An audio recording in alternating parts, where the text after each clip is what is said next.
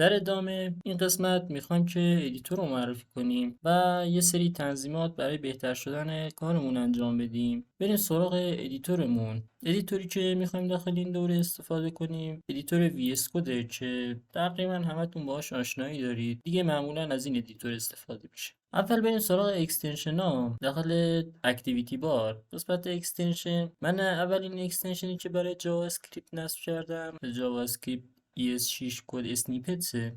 اگه بیایم پایینتر توضیحات خود اکستنشن رو ببینیم، اینجا زده ساپورت لنگویج جاوا اسکریپت، تایپ اسکریپت، جاوا اسکریپت ریاکت، تایپ اسکریپت ریاکت، HTML ویو.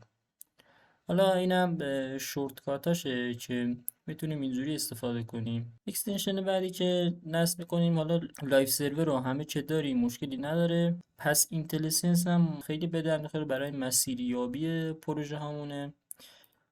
اینجا اینم لایف سروره و مهمترین اکستنشنی که نصب میکنیم پریتیره. حالا پریتیر به غیر از جاوا اسکریپت برای HTML و CSS هم به کار میره.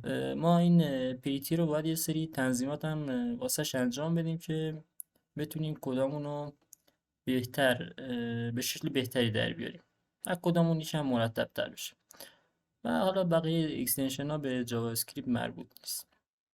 خب این هم از قسمت اکستنشن ها. البته خود VS کد پلاگین امت رو داره. امت خودش کدای جاوا اسکریپت رو واسمون پیشنهاد. حالا بریم سراغ تنظیمات، قسمت پریفرنسز و قسمت سدی. حالا اگه اینجا رو ببینیم، یه یوزر داریم، یه ورک اسپیس. خب اینجا قسمت اکستنشن رو ما ببینیم که خود VS کد چند تا اکستنشن واسمون. یه اکستنشن امت داره. امت خودش کدای جاوا اسکریپت و CSS و HTML رو واسمون پیشنهاد میده. حالا بقیه زبانایی که ساپورت این خودش نصبه، لازم نیست ما نصب. ما اولین تنظیمی که باید انجام بدیم، میتونیم حالا فونت سایز رو ببینیم. اگه فونت سایز رو ببینیم، خودش به صورت دیفالت 14 ما میتونیم 16 یا 18 بذاریم که من اینجا 16 میذارم.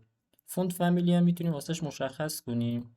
حالا من همون فونت پیش‌فرضش رو استفاده میکنم. این از این قسمت. قسمت بعدی اوتو سیوه. اوتو سیوش ما میتونیم آن فوکوس چنج بذاریم یا افتر دیلی، که من افتر دیلی میذارم. بعد از یه دیلی کوتاه خودش